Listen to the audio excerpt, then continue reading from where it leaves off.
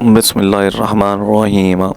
आज मुझे फिर से सैलरी मिली थी। मैं पैसे लेकर जैसे ही बैंक से बाहर निकला, मेरे जहन में अपनी छोटी बेटी की बात गूंजने लगी, जिसने मुझे कहा था कि बाबा जान आज आ जाते हुए मेरे लिए बर्गर ले आना। वो पिछले 1 महीने से बर्गर खाने का इंतज़ार कर रही थी। मैं अभी उस दुकान की तरफ बढ़ने ही वाला था कि घर से फ़ोन आ गया। देखा तो बीवी का नंबर था। मैं बहुत ज़्यादा परेशान हो गया। उसने बताया कि अम्मा की तबीयत एकदम से बहुत ख़राब हो गई है, उसे अस्पताल में लेकर जाना होगा। मैंने जल्दी से अपनी खटारा बाइक निकाली और उस पर सवार होकर घर पहुंच गया। अम्मा को फिर से खांसी का दौरा पड़ा था, बार बार खून आ रहा था। अम्मा फूट फूट कर रो रही थी। वो मेरा बाजू पकड़ने लगी और देखते हुए कहने लगी, मेरे बच्चे मुझे बचा लो, मुझे मरना नहीं है। दरअसल मेरी अम्मा को मरने से बहुत डर लगता था। मैंने अम्मा को सीने से लगा लिया और उन्हें तसल्ली देते हुए कहा, फ़िक्र मत करो अम्मा, मेरे होते हुए तुम्हें कुछ नहीं होगा। मैं तुम्हारा इलाज करवाने की हर मुमकिन कोशिश करूँगा। मैं भी अम्मा को हमेशा से ही तसल्ली देता था, कभी भी अम्मा को मायूस नहीं किया था। वो प्यार से मेरे माथे पर बोसा देने लगी और मुझे कहने लगी कि मुझे अपने बेटे पर यकीन है। इसके साथ ही इन्हें दोबारा से खांसी शुरू हो गई। मेरी सबसे छोटी बेटी, जो कि सिर्फ 6 साल की थी, वो कमरे के दरवाजे में खड़ी थी।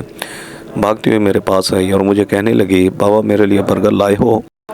इसकी बात सुनकर बेसख्त मैंने इसके चेहरे की तरफ देखा, जिसकी आंखों में चमक थी, यूं जैसे इसे मुझ पर यकीन हो कि मैं इसके लिए इसकी पसंदीदा चीज़ लाया हूँ।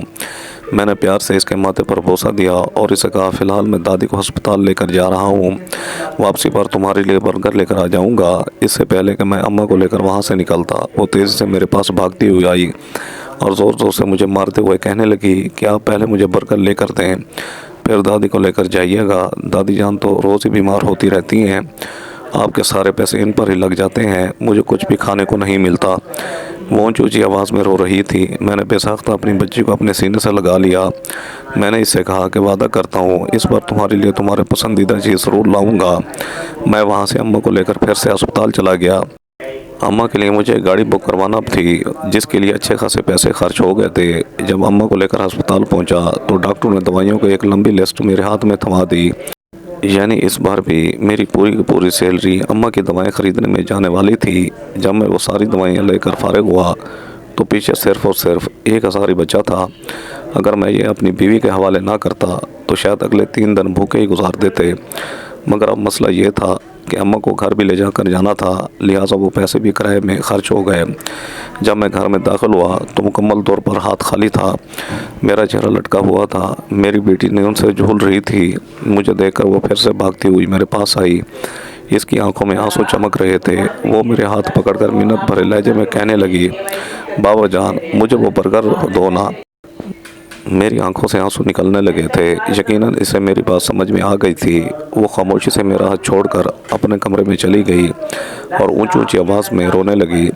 मुझे इसकी रोने की आवाज़ सुनकर बहुत तकलीफ़ हो रही थी। मैं कमरे में जाने ही लगा था कि मेरी बीवी ने मुझे रोक दिया और मुझे कहने लगी कि आप इसकी फ़िक्र मत करें, मैं इसे समझा दूँगी।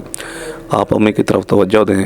एक बार अम्मी ठीक हो जाएं तो हमारे घर के हालात भी ठीक हो जाएंगे। मुझे यकीन है कि पूरी ज़िंदगी बुरा वक्त नहीं रहेगा। वो एक उम्मीद भरी लहजे में बात कर रही थी। इससे बात करते हुए मेरी सारी परेशानियां दूर हो जाती थीं। अपनी बीवी पर मैं बहुत खुश था। मैं अपने रब का जितना भी शुक्र अदा करता था कम था, जिसने मुझे इतनी फर्माबरदार और पाकीज़ा बीवी दी थी, जिसने मेरी ज़िंदगी से सारी परेशानियाँ दूर कर दी थीं।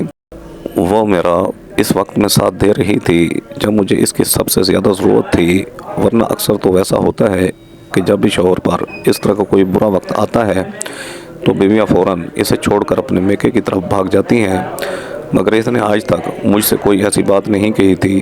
वो हमेशा मेरे कदम से कदम मिलाकर चली थी और जहाँ तक मेरी माँ का सवाल था तो वो इन्हें अपनी माँ ही समझती थी और इनकी खिदमत करते हुए फ़ख्र महसूस करती थी। सब लोग अपने कमरों में जा चुके थे। मैं अभी भी सहन में बैठा हुआ था और अपनी गुजरी हुई ज़िंदगी के बारे में सोच रहा था। मैंने ज़िंदगी बहुत ही अय्याशी से गुजारी थी। मैं अपने अम्मा अब्बा का अकेला ही बेटा था।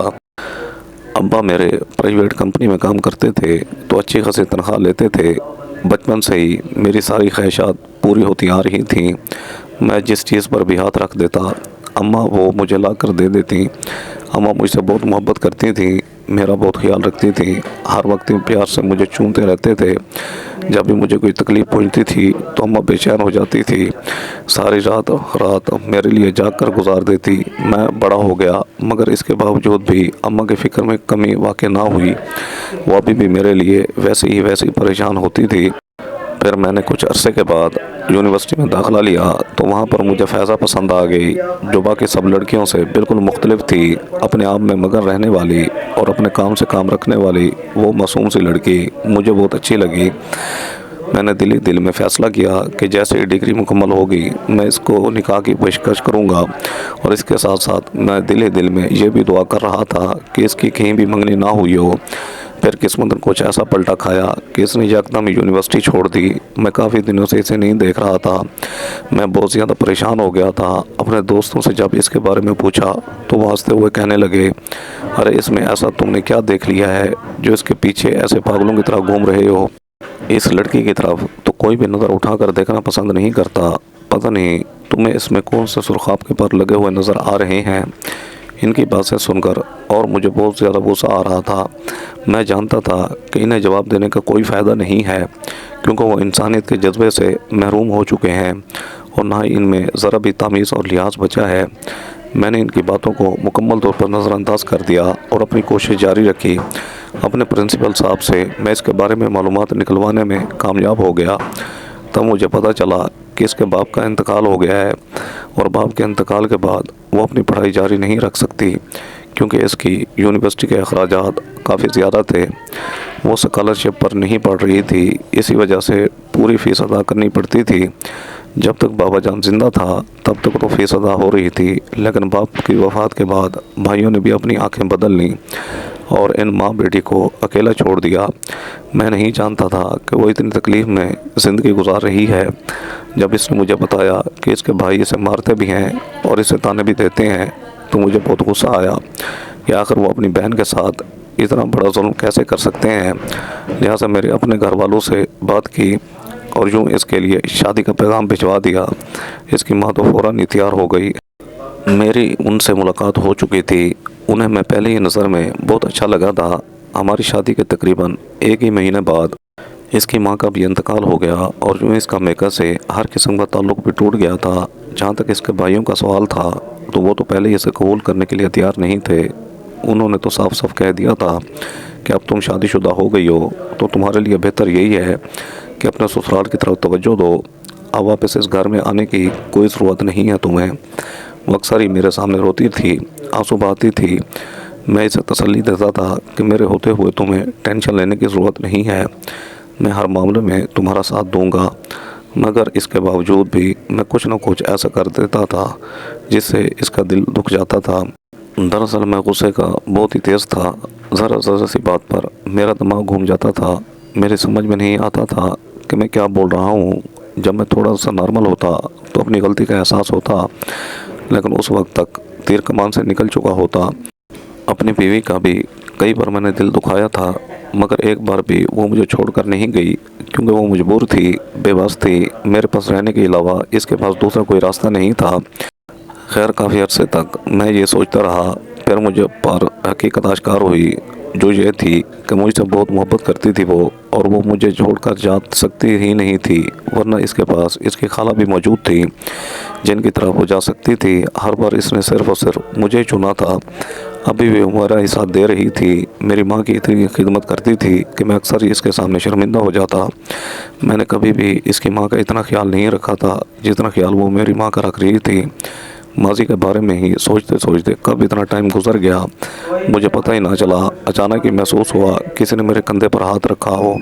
مجھے پتہ چل گیا تھا کہ وہ میری بیوی ہی ہے۔ میرے لبوں پر ایک پیاری سی مسکراہٹ پھیل گئی، وہ میرے پہلوں میں آ کر بیٹھ گئی اور اپنا ہاتھ میرے ہاتھ پر رکھتے ہوئے کہنے لگی، آپ تھوڑے پریشان نظر آ رہے ہیں۔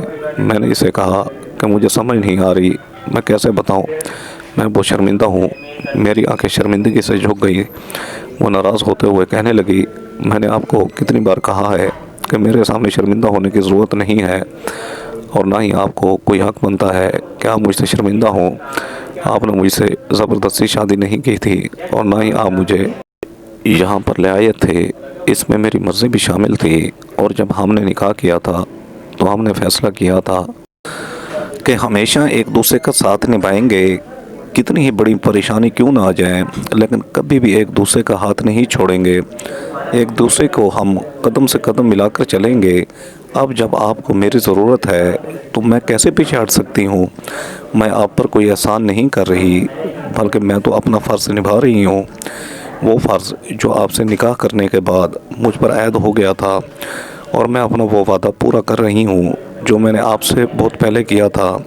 وہ ایسی باتیں کرتی تھی کہ میرا دل نہ چاہتے ہوئے بھی مطمئن ہو جاتا، وہ مجھے ہمیشہ ہی سکون پہنچا دیتی تھی۔ میں نے اس سے کہا سمجھ نہیں آتی کہ کیسے اپنے رب کا شکریہ ادا کروں جس نے مجھے تم جیسی اتنی اچھی اور سمجھنے والی بیوی دی ہے۔ میری بات سن کر وہ کھل کر مسکرانے لگی اور کہنے لگی بس اسی طرح سے میری تعریف کر دیا کریں، میرا دل خوش ہو جاتا ہے۔ اس کے بعد دونوں میں گہری خاموشی چھا گئی۔ میں نے اسے کہا کہ گڑیا ان دنوں کچھ زیادہ ہی چڑچڑی ہوتی جا رہی ہے، تو وہ غصے سے بولی اس کی عادتیں خراب ہو چکی ہیں، مجھے اچھی طرح سے پتہ ہے کہ میں نے اس کی عادت ہے کہ کیسے ٹھیک کرنی ہے۔ اصل میں جب تک میری ماں کو کینسر نہیں ہوا تھا تب تک میں نے اپنے بچوں کو بہت عیاشی کروائی تھی۔ میں انہیں ہر ہفتے میں گھمانے کے لیے لے کر جاتا تھا اور انہیں فاسٹ فوڈ بھی کھلاتا تھا، کیونکہ اس وقت میرے سارے پیسے گھر میں ہی خرچ ہوتے تھے۔ ان میں سے ایک زیادہ حصہ میں اپنے بچوں پر خرچ کرنا پسند کرتا تھا۔ ان کے لبوں پر مسکراہٹ دیکھ کر مجھے خوشی ہوتی تھی اور دلی سکون بھی ملتا تھا۔ اماں کے لیے ابھی میں ہر دن کچھ نہ کچھ کھانے کے لیے لاتا رہتا تھا اور بیوی کو شاپنگ پر بھی لے کر جاتا تھا، مگر جب سے اماں کو کینسر ہوا تھا تب سے سارے پیسے اماں کے علاج کی طرف ہی جاتے تھے۔ جو جمع پونجی ہم نے رکھی ہوئی تھی وہ بھی ساری ضائع ہو چکی تھی۔ اب ہمارے پاس کچھ بھی نہیں بچا تو سوائے ایک امید کے کہ اماں بہت جلد صحت یاب ہو جائیں گی۔ اسی وجہ سے میری بیٹی کو بھی ان ساری چیزوں کی عادت تھی۔ وہ چھوٹی تھی لیکن اسے سب فاسٹ فوڈ کے نام بھی آتے تھے۔ میں اپنی بیٹی کے سامنے اس بار بھی شرمندہ ہو گیا تھا، مگر میں انہیں خود سے وعدہ کیا تھا چاہے کچھ بھی ہو جائے بہت جلد اس کی خواہش پوری کروں گا۔ کیا آپ کے پاس پیسے موجود ہیں؟ آپ نے کل آفس بھی جانا ہوگا۔ بیوی کی بات سن کر میں نے تیزی سے نفی میں ساری لایا۔ میں نے اسے کہا کہ بائک میں تھوڑا سا پیٹرول پڑا ہوا ہے، آفس تک پہنچ جاؤں گا، وہاں پر جا کر ایک دوست ادھار لے لوں گا۔ میرا ایک دوست تھا مرسلین، جو کہ بہت ہی اچھا انسان تھا۔ جب بھی مجھے اس کی ضرورت پڑتی تھی وہ میرا ساتھ دیتا تھا، مگر مجھے اس سے زیادہ پیسے مانگنے کا بھی دل نہیں کرتا تھا، کیونکہ اس کا اپنا ایک خاندان تھا اور وہ جس ایریا میں رہتا تھا وہ بھی ہائی کلاس تھا۔ اس کے گھر کے رینٹ میں ہی ایک موٹی رقم نکل جاتی تھی، باقی جو پیسے بچتے تھے تو اس کی بیوی کی عیاشیاں پوری نہیں ہوتی تھیں۔ میری بیوی میری طرف سے مطمئن ہو گئی اور مجھے کہنے لگی چلیں بہت رات ہو گئی ہے، اب ہمیں چل کر سو جانا چاہیے۔ میں بھی خاموشی سے اس کے ساتھ کمرے میں کی طرف چل دیا۔ بستر پر لیٹے ہوئے مزید 2 گھنٹے گزر چکے تھے لیکن مجھے نیند نہیں آ رہی تھی۔ ایک عجیب سی بے چینی تھی جو میرے پورے وجود پر سوار ہو گئی۔ مجھے بار بار امی کی یاد آ رہی تھی، ان کی باتیں بار بار گونج رہی تھیں۔ میں تیزی سے اپنے بستر پر اٹھ بیٹھا اور اپنی امی کے کمرے کی طرف چل دیا۔ دروازہ پہلے سے ہی کھلا ہوا تھا، اندر سے مجھے سسکیوں کی آوازیں سنائی دے رہی تھیں۔ میرے دل کو کچھ ہوا۔ امی جان کیا ہوا ہے آپ کو؟ میں نے بے چینی سے پوچھا۔ آپ کو کہیں درد تو نہیں ہے؟ مجھے بتائیں، میں آپ کو ابھی ہسپتال لے کر چلا جاتا ہوں۔ اماں روتے ہوئے کہنے لگی نہیں، مجھے درد نہیں ہو رہا، بلکہ مجھے خود پر غصہ آ رہا ہے۔ میں تم لوگوں کے کسی کام کی نہیں ہوں، الٹا میں تم لوگوں کا نقصان کر رہی ہوں۔ میری وجہ سے تم لوگ بھوکے بھی سو جاتے ہو۔ میری پوتی کب سے ایک برگر کھانے کی ضد کر رہی ہے، مگر تمہارے پاس اتنے پیسے نہیں ہیں کہ تم اسے دلوا سکو۔ یہ سب کچھ صرف اور صرف میری وجہ سے ہو رہا ہے، مگر بیٹا میں کیا کروں، مجھے مرنے سے بہت ڈر لگتا ہے، میں مرنا نہیں چاہتی۔ اماں یہ کہہ کر پھر سے رونے لگی۔ میں نے اماں کا سر اپنے سینے سے لگا لیا، میری آنکھوں میں بھی آنسو آ گئے۔ میں اماں کے سر پر بوسہ دیتے ہوئے بولا اماں فکر مت کریں، سب ٹھیک ہو جائے گا، یہ مشکل وقت بھی گزر جائے گا، اور جہاں تک آپ کا سوال تو میری دعا ہے اللہ تعالیٰ آپ کو لمبی زندگی دے اور آپ میرے بچوں کو جوان ہوتا ہوا اور پھر ان کی شادیاں ہوتے ہوئے اپنی آنکھوں سے دیکھیں۔ امی کے لبوں پر ایک پیاری سی مسکراہٹ پھیل گئی جو ان کی زندہ دلی کی دلیل دے رہی تھی۔ مجھے جب بھی اماں کو مسکراتے ہوئے دیکھنے کا موقع ملتا تو میں بہت زیادہ خوش ہوتا۔ مجھے لگتا تھا کہ میری ساری محنت وصول ہو گئی۔ میں نے اماں کے پاس بیٹھتے ہوئے کہا فیضہ آپ کے ساتھ اچھا سلوک تو کر رہی ہے، ویسے تو مجھے پتا تھا کہ میری بیوی کبھی بھی میری ماں کے ساتھ زیادتی نہیں کر سکتی، پھر بھی اپنی اماں سے پوچھنا میں اپنا فرض سمجھتا تھا۔ اپنی ماں کے معاملے میں اس پر اندھا اعتماد نہیں کر سکتا تھا۔ اماں نے میرے ہاتھوں پر ہاتھ رکھتے ہوئے کہا، بیٹا میری بیٹی کی کمی اس نے پوری کر دی، وہ میرا بہت خیال رکھتی ہے، میرے کہے بغیر ہی میرے کام کر دیتی ہے، اور اسے یہ بھی پتہ چل جاتا ہے کہ میں اسے آواز دینے والی ہوں، وہ اس سے پہلے ہی میرے کمرے میں آ جاتی ہے، میں سوچ بھی نہیں سکتی کہ اتنی اچھی اور فرمانبردار ہوگی۔ بلا شبہ اس کی ماں نے اس کی تربیت بہت اچھی بہترین طریقے سے کی ہے۔ میں دعا کرتی ہوں کہ اللہ تعالیٰ اسے بے تحاشا خوشیاں دے، اللہ تعالیٰ اس کی اور تمہارے دل کی مرادوں کو پورا کرے، اللہ تعالیٰ تمہاری زندگی کو آرام سے بھر دے اور تمہیں ہر وہ چیز حاصل کرنے کی توفیق عطا فرمائے جس کی طلب تمہارے دل میں موجود ہے۔ مجھے یقین ہے کہ میرا بیٹا ایک دن کامیابیوں کی بلندیوں تک جائے گا، ایک دن میرا بیٹا وہ سب کچھ حاصل کرنے میں کامیاب ہو جائے گا جس کے لیے وہ محنت کر رہا ہے۔ ہمیشہ کی طرح اماں بے تحاشا دعائیں دے رہی تھی اور مجھے لگ رہا تھا کہ جیسے وہ ساری دعائیں پوری ہو رہی ہوں۔ میرے دل میں سکون بڑھتا چلا جا رہا تھا۔ اس کے بعد میں کمرے سے باہر نکل گیا۔ ابھی میں دروازے سے تھوڑی ہی دور تھا کہ اماں کی روتی ہوئی آواز سنائی تھی، اے میرے رب اسے میرے پاس واپس بھیج دے۔ نہ جانے امی کس کا نام لے رہی تھی، میں اس کو نہیں جانتا تھا۔ الٹے قدموں میں اندر گیا اور اماں سے پوچھنے لگا کہ اماں آپ کس کے بارے میں بات کر رہی ہیں، آپ کو کیا چیز چاہیے، آپ مجھے بتائیں، کل میں آپ کو لا کر دے دوں گا۔ مجھے لگ رہا تھا کہ شاید وہ کسی چیز کا ذکر کر رہی ہوں۔ میری باتیں سن کر اماں کے چہرے کے تاثرات بگڑ گئے، وہ تھوڑی سی خوفزدہ ہو گئی۔ اماں کو پہلے کبھی اتنا ڈرا ہوا نہیں دیکھا تھا میں نے۔ مجھے شدت سے کچھ غلط ہونے کا احساس ہوا۔ میں نے کہا اماں آپ مجھے پریشان کر رہی ہیں، پلیز مجھے بتا دیں کہ آپ کو کیا چیز چاہیے، میں وعدہ کرتا ہوں کہ میں آپ کو لا کر دے دوں گا۔ مجھے لگ رہا تھا کہ شاید وہ بہت ضروری ہے اور زندہ رہنے کے لیے اماں کو اس کی طلب ہو رہی ہے۔ نہیں بیٹا میں تو کچھ بھی نہیں کہہ رہی تھی، انہوں نے اپنے آنسو صاف کرتے ہوئے کہا، مگر میں نے آپ کو کچھ کہتے ہوئے سنا تھا، مجھے ابھی بھی تسلی نہیں ہو رہی۔ اماں کہنے لگی کہ فی الحال میرے سر میں شدید درد ہو رہا ہے، میں سونا چاہتی ہوں، صبح اٹھ کر تم سے بات کروں گی۔ یہ کہہ کر انہوں نے چادر سر تک کر لی۔ ان کا وجود ہل رہا تھا جسے صاف ظاہر ہو رہا تھا کہ وہ سسکیاں لے رہی ہیں۔ میں نے گہری سانس لی اور کمرے سے باہر نکل گیا، کیونکہ ایک بات کا تو مجھے بھی اندازہ تھا کہ جب اماں کا کچھ بھی بتانے کا دل نہیں ہوتا تو چاہے انہیں کتنا بھی مجبور کیوں نہ کیا جائے وہ اپنے منہ سے ایک لفظ بھی نہیں نکالتی، اور میں ابھی کسی کے پیچھے پڑ جانے کا عادی ہرگز نہیں تھا۔ کمرے میں گیا تو بیوی جاگ رہی تھی، اس کے بال بکھرے ہوئے تھے۔ وہ مجھے کہنے لگی کہ آپ اس وقت کہاں پر چلے گئے تھے؟ میں نے اسے بتایا کہ اماں کی طبیعت ٹھیک نہیں تھی، ان کے پاس بیٹھا ہوا تھا۔ تم کیوں اٹھ گئی ہو؟ وہ مجھے بتانے لگی کہ اس نے بہت ہی عجیب و غریب خواب دیکھا ہے، وہ اس خواب کا مطلب نہیں سمجھ پا رہی۔ میں نے جب اس کے خواب کے بارے میں پوچھا تو اس نے کہا کہ وہ خواب میں اماں کو دیکھ رہی تھی جو کہ کسی کا نام لے رہی تھی اور اونچی اونچی آواز میں رو رہی تھی، انہیں شاید کسی کی طلب ہو رہی ہے۔ مجھے بہت حیرانگی ہوئی اور یہ خواب حقیقت کے بہت ہی قریب معلوم ہوا، کیونکہ ابھی تھوڑی دیر پہلے میں نے بھی اماں کو کسی کا نام لیتے ہوئے سنا تھا، مگر وہ نام مجھے سمجھ نہیں آیا تھا۔ اسی وجہ سے میں اندازہ نہیں لگا پایا کہ وہ کسی انسان کا نام ہے یا پھر کسی چیز کا نام لے رہی ہیں۔ میں نے اسے کہا کوئی مسئلہ نہیں ہے، کل ہی تم اماں سے پوچھ لینا، وہ ویسے بھی تمہیں ہر بات بتا دیتی ہیں۔ ان دنوں میری اپنی بیوی کی طبیعت بہت خراب رہنے لگی، اچھی خوراک نہ ہونے کی وجہ سے وہ بہت زیادہ کمزور ہو رہی تھی۔ میرے بچے بھی بھوک سے روتے رہتے تھے، مگر میں بہت بے بس تھا۔ میری یہی کوشش ہوتی تھی کہ میری اماں کو اچھا کھانا مل جائے۔ جہاں تک میرے بچوں کا سوال تھا تو میں اس پر بہت زیادہ کمپرومائز کر رہا تھا۔ میرا دل تو بہت زیادہ دکھتا تھا، لیکن میری ماں سے بڑھ کر میرے لیے اور کچھ بھی نہیں تھا۔ جب میری ماں سے میرے بچوں کی حالت دیکھی گئی تو اس نے گھر میں کام کرنا شروع کر دیا۔ وہ ایک بہت بڑی حویلی تھی۔ میں نے ان لوگوں کے بارے میں پتہ لگوایا تو مجھے معلوم ہوا کہ وہ ٹھیک لوگ نہیں ہیں۔ چودھری بہت ہی بے غیرت انسان ہے جس کا مقصد صرف اور صرف عورتوں کو پریشان کرنا ہی ہے۔ میں نے اپنی بیوی کو منع کرنا چاہا، مگر اس بار اس نے میرے سامنے ہاتھ جوڑ دیے اور مجھے روتے ہوئے کہنے لگی خدا کے لیے مجھے منع مت کیجیے گا، ویسے بھی ان دنوں اماں جان ہسپتال میں ہیں، جب تک وہ ادھر رہیں گی تب تک میں تھوڑا سا کام کر کے کچھ پیسے حاصل کر لوں گی۔ دوسری بڑی وجہ وہاں پر کام کرنے کی یہ تھی کہ جب وہ واپس آتی تھی تو اسے اچھا خاصا کھانا بھی مل جاتا تھا۔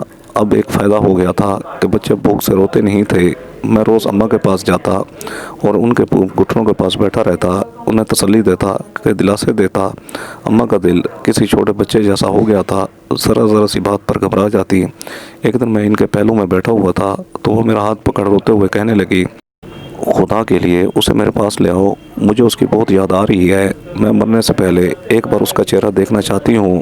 آج سے پہلے تک اماں نے کبھی بھی موت کا ذکر نہیں کیا تھا، آج وہ پہلی بار یہ کہہ رہی تھیں تو میں نے اپنے دل پر ہاتھ رکھ لیا۔ میں نے انہیں کہا خدا کا واسطہ کہ اس طرح کی باتیں نہ کیا کریں، اللہ تعالیٰ آپ کو میرے حصے کی بھی عمر دے۔ اماں نے جلدی سے میرے منہ پر ہاتھ رکھا اور کہنے لگی، بیٹا میں اپنی زندگی گزار چکی ہوں، اب تمہارا اپنی زندگی گزارنے کا وقت ہے۔ اللہ تعالیٰ تمہیں لمبی عمر دے اور تمہاری زندگی کو خوشیوں سے بھر دے۔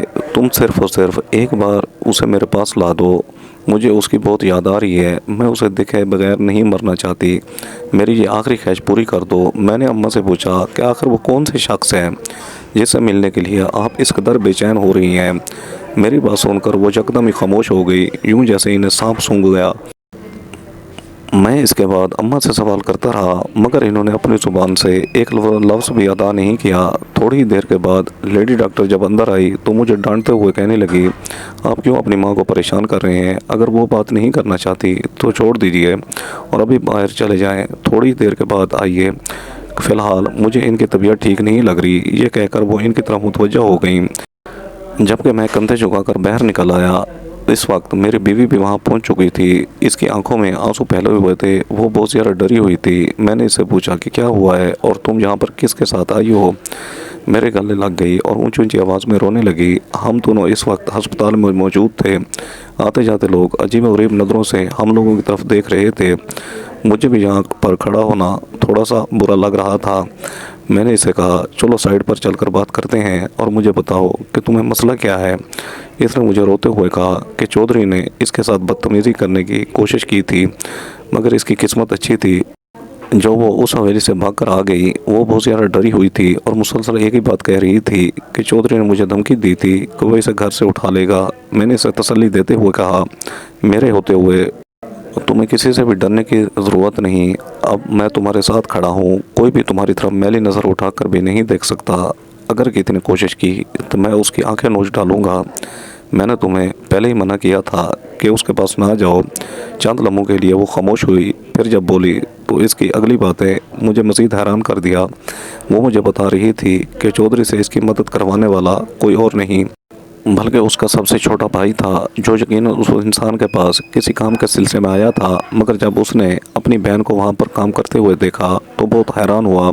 میری بہن کو امید تھی کہ وہ اس سے ملنے کے لیے ضرور آئے گی، لیکن یہ امید بہت جلد ٹوٹ گئی۔ 3 دن گزر چکے تھے، ابھی تک اسے اپنے گھر سے کوئی فون موصول نہیں ہوا تھا۔ اس نے تو خود سے وعدہ کیا ہوا تھا کہ وہ مر جائے گی، لیکن کبھی بھی اپنے بھائیوں کو نہیں پکارے گی، کیونکہ پہلے جب بھی اس نے آواز دی تھی تو اسے ہمیشہ ہی دھتکار ملی تھی۔ وہ کیسے بار بار اپنی عزت نفس کا سودا کر سکتی تھی؟ میں نے اپنی بیوی کو بتایا کہ اماں پھر سے کسی شخص کا نام لے رہی تھی، مگر مجھے اس شخص کے بارے میں کچھ بھی نہیں بتا رہی۔ اماں کی خواہش ہے کہ وہ اس کے آخری بار مل جائے۔ میری بات سن کر وہ بے چین ہو گئی اور کہنے لگی کہ کیا مطلب ہے اس کا، آخری بار کیوں ملیں گی؟ وہ آپ تو ان کا بہت ہی زبردست علاج کروا رہے ہیں، ان کو تو اب تک صحت یاب ہو جانا چاہیے۔ بیوی کی بات سن کر میں نے گہری سانس لی۔ میں نے اسے کہا، دیکھو صحت دینا اللہ تعالیٰ کے ہاتھ میں ہے، ہم تو صرف اور صرف دعا ہی کر سکتے ہیں۔ اور ڈاکٹر نے آج دن کے وقت مجھے بلا کر بتایا تھا کہ اماں کی حالت بہت تشویشناک ہے، کسی بھی وقت ان کا انتقال ہو سکتا ہے، کیونکہ کینسر بہت زیادہ بڑھ گیا ہے اور اب مزید اسے نہیں روکا جا سکتا، لہٰذا ان کی دوا پر پیسے لٹانے سے اچھا ہے کہ انہیں گھر پر بھی بٹھا لیں۔ اب انہیں ہسپتال میں بھی داخل کرنے کا کوئی فائدہ نہیں ہے، صرف اور صرف خرچہ ہی زیادہ ہوگا۔ میری بات سن کر وہ تیزی سے کہنے لگی، کوئی ضرورت نہیں ہے ڈاکٹر کے بات ماننے کی، آپ کو جو بھی دوائیاں لینی ہیں آپ لیں اور اپنی طرف سے کوشش کریں۔ صحت دینے والی ذات واقعی اللہ تعالیٰ کی ہے، مگر ہمیں بھی اپنی کوشش نہیں روکنی چاہیے۔ میں اسے سمجھانا چاہتا تھا کہ اس سب کا کوئی فائدہ نہیں ہے، مگر وہ سننے کے لیے تیار ہی نہیں تھی، وہ رو رہی تھی۔ اسے اماں ہر حال میں صحت یاب چاہیے تھی، وہ میری اماں سے اتنی محبت کرتی تھی کہ اس بات کا احساس مجھے ہو رہا تھا۔ اب ہم اماں کو لے کر گھر واپس آ چکے تھے۔ کسی نرس نے اماں کے کانوں میں یہ بات ڈال دی تھی کہ اب زیادہ عرصے تک زندہ نہیں رہ پائیں گی۔ اس وجہ سے اماں بہت زیادہ چڑچڑی ہو گئی تھیں، چھوٹی چھوٹی بات پر غصہ کرتی تھیں۔ میری بیوی کو بھی انہوں نے گالی دینا شروع کر دی تھی، اور ایسا پہلی بار ہوا تھا کہ انہوں نے میری بیوی کے لیے کوئی غلط لفظ استعمال کیا ہو، ورنہ ان کی زبان سے ہمیشہ بیٹی کہتے ہوئے تھکتی نہ تھی۔ میں جب اپنی بیوی کا صبر دیکھ رہا تھا تو میں واقعی بہت زیادہ حیران ہو جاتا۔ اس نے کبھی بھی پلٹ کر میری ماں کو جواب نہیں دیا تھا، بلکہ ہلکا سا مسکرا دیتی یا پھر اس کی آنکھوں میں آنسو آ جاتے۔ میں جب اس سے پوچھتا تمہیں تکلیف تو ہوتی ہوگی، تو وہ نفی میں سر ہلاتی اور مجھے کہتی تھی کہ مجھے اتنی تکلیف ان کے الفاظ پر نہیں ہوتی جتنی تکلیف مجھے ان کی بے بسی دیکھ کر ہوتی ہے۔ وہ ایک باوقار خاتون ہوا کرتے تھی۔ دیکھو تو ان کا کیا حال بن گیا ہے۔ بیماری کتنی ظالم چیز ہوتی ہے، یہ انسان کو کتنا بے بس کر دیتی ہے۔ اللہ تعالیٰ ہمیں کسی کا بھی محتاج نہ کرے۔ میں نے بے سختہ آمین کہا۔ رات کا وقت تھا، میں صحن میں چہل قدمی کر رہا تھا، جبکہ میری بیوی میری ماں کے ساتھ کمرے کے اندر موجود تھی۔ اچانک مجھے اپنی ماں کی رونے کی آوازیں سنائی دینے لگیں۔ میں جلدی سے بھاگا ہوا کمرے میں گیا تو میری ماں میری بیوی کے گلے لگ کر بیٹھی ہوئی تھی اور ایک ہی بات کہہ رہی تھی کہ خدا کے لیے اسے میرے پاس لے آؤ، مجھے اس سے ملنا ہے، ایک بار مجھے اس سے ملاقات کرنی ہے، ورنہ میں کبھی بھی سکون حاصل نہیں کر پاؤں گی۔ میں اماں کے پاس جا کر ان کے ماتھے پر پیار دیتے ہوئے بولا، اماں مجھے اس کا نام بتائیں، آپ ایک بار حکم کریں، میں اس انسان کو آپ کے قدموں میں لے آؤں گا، مجھے بتائیں تو صحیح کہ وہ انسان کون ہے۔ آپ کی بار وہ یکدم سے ہی خاموش ہو گئی۔ ہمیشہ وہ ایسے ہی کیا کرتی تھی، جب بھی ان سے اس انسان کا نام پوچھتا تھا تو وہ چپ کر جاتی تھی۔ میری الماری میں ایک ڈائری پڑی ہوئی ہے، تم وہ ڈائری لے کر میرے پاس آ جاؤ۔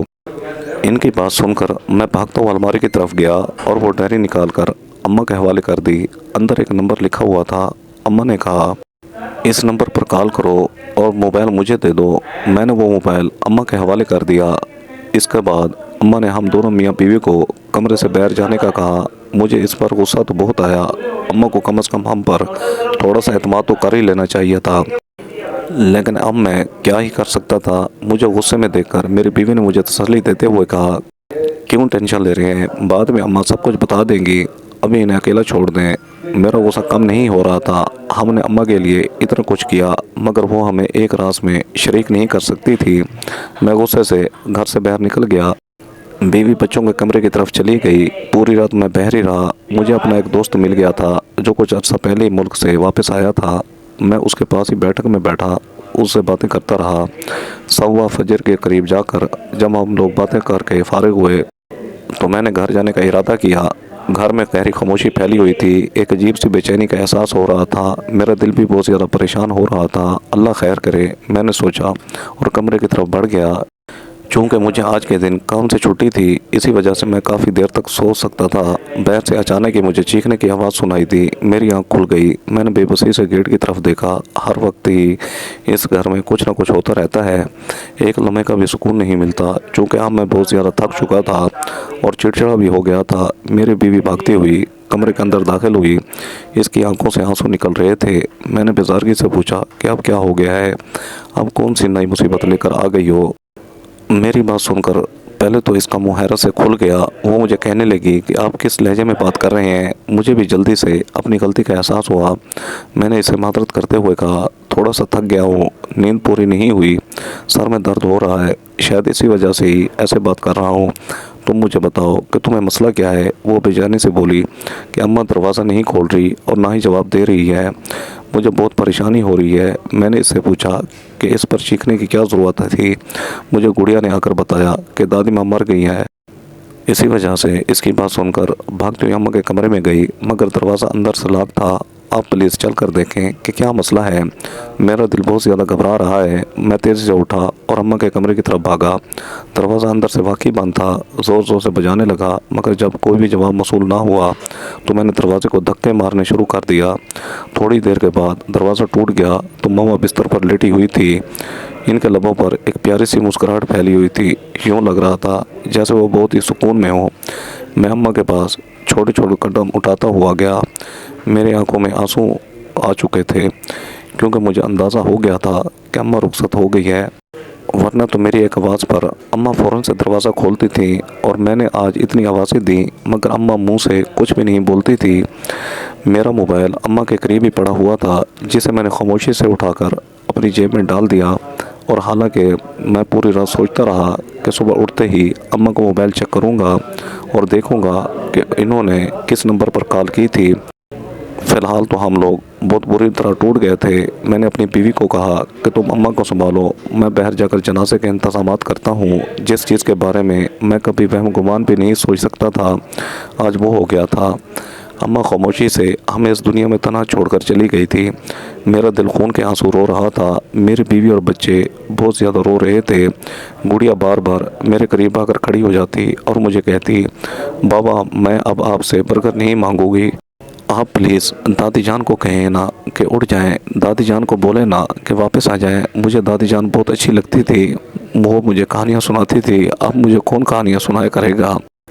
آپ نے تو مجھ سے وعدہ کیا تھا کہ دادی جان جلد ٹھیک ہو جائیں گی، مگر امی جان تو کہہ رہی ہیں کہ وہ دور چلی گئی ہے اور اب کبھی بھی واپس نہیں آ سکتی۔ میں نے اسے اپنے گلے سے لگا لیا اور اونچی اونچی آواز میں رونے لگا۔ میں اسے کیا بتاتا کہ اب کچھ بھی ہو جائے تمہاری دادی جان لوٹ کر نہیں آ سکتی۔ جنازے کی تیاریاں کرنے لگا۔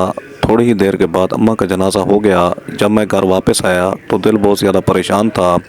اپنی بیوی کے پاس بیٹھے ہوئے تھوڑی دیر گزری تھی کہ یوں محسوس ہوا کسی نے آواز دی ہو۔ اٹھ کر دیکھا تو دوست کھڑا تھا، وہ مجھے اپنے ساتھ ایک جگہ پر لے گیا۔